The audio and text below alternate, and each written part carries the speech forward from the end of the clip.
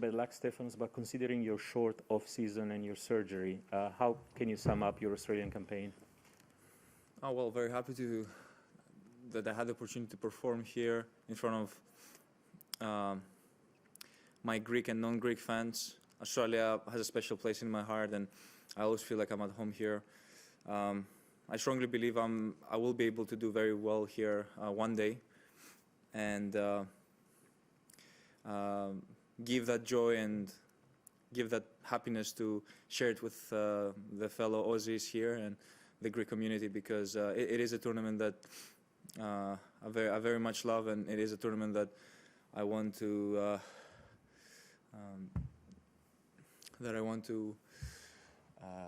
thrive in one day. Simon? Just what's your mood about the match? High level, but I guess disappointing results. So where does it leave you? Well, it's all right. Well, a loss is a loss, you know. Of course, I'm a person that tries to fight until the very last point. Well, he played better. He played good tennis. I'm able to take only the best out of it. I'm not gonna focus on the negatives.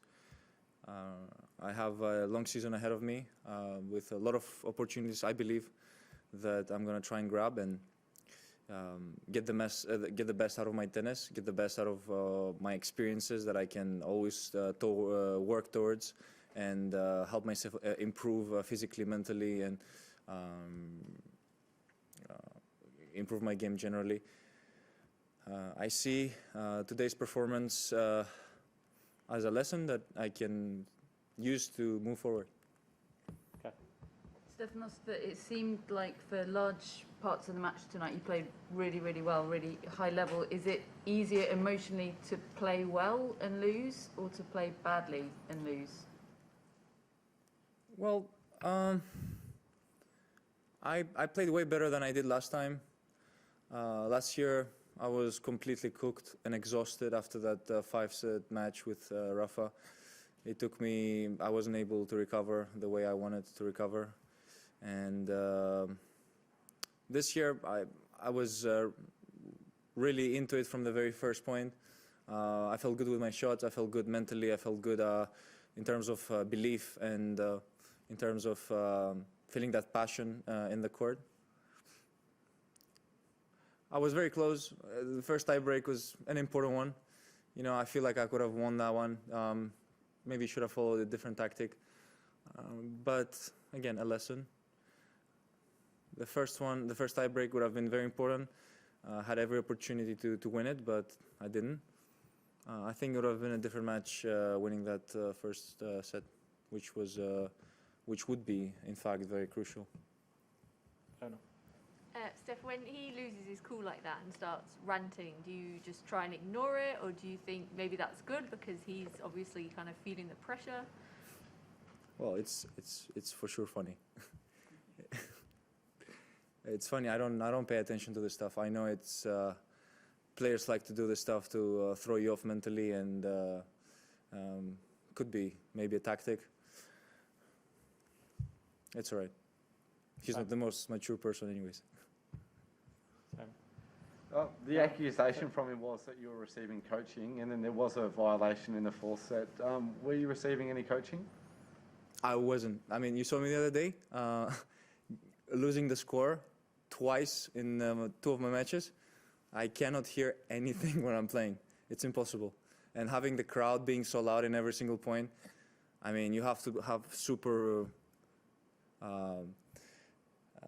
hearing to be able to hear what your coach says. I was laughing the other day because I think in my match with Benoit Paire, I think my coach was like 5 kilometers away, the other end, and somehow I got a coaching relationship. I think that was the funniest moment of the AA Open. Simon? Did it annoy you just because he didn't win another game after the violation came in? So I wondered if it irritated you. Excuse me? I wondered if the violation, the coaching warning from the umpire, irritated you. I'm used to it. I mean, they've been targeting me already a long time.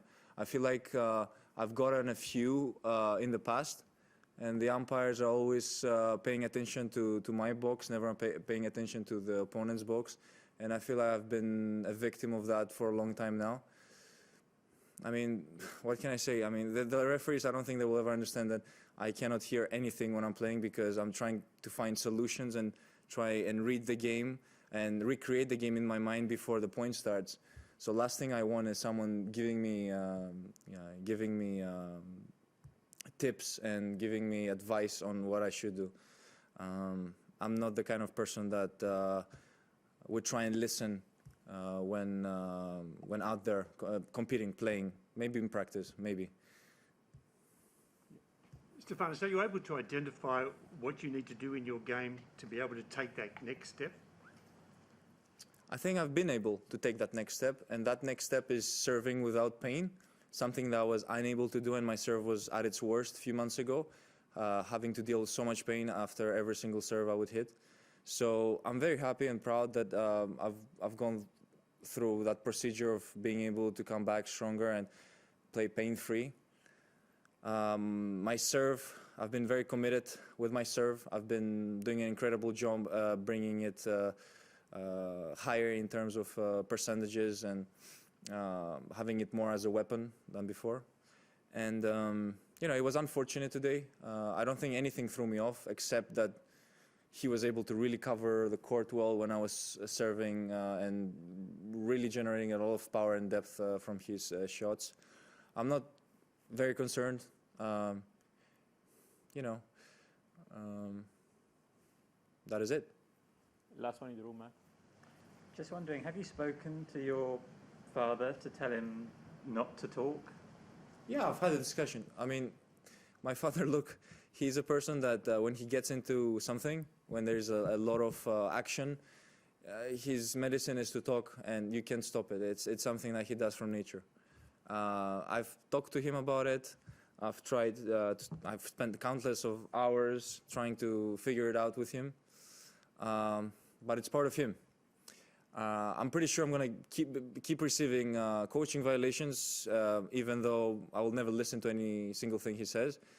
But it's fine. They can do that if they want, if they believe it's right. And that was also one of the reasons last year I went out publicly on one of my social media platforms and said that I think coaching should be allowed, simply because coaches do it anyways. Most of them get away with it, and they do it pretty smart, I can tell you. Not from my dad's side, but I've seen a lot of situations, and I've seen a lot of circumstances where the coaches would get away with it, and it's a real thing. So by letting it be a thing, I think there's going to be less tension and more clearance in every single aspect of it. And we'll take one question online. Willie Weinbaum, ESPN. Hi, Stefanos. You spoke about Medvedev's maturity or lack thereof. What do you think of him personally, and how do you separate that from what you think of him as a competitor? Yeah, he's a great competitor. He runs like marathon runner. He can run for hours and hours. I'm not sure myself if that's something that can last very long, having to run so much. Speaking from experiences like other players and champions of Grand Slam champions that I've seen, it had a huge impact to their body. But I respect the fact that he's able to run so much and make it physical out there in every single point. Well, yeah, he's one of the biggest fighters together with Nadal, and I guess he's earned the title.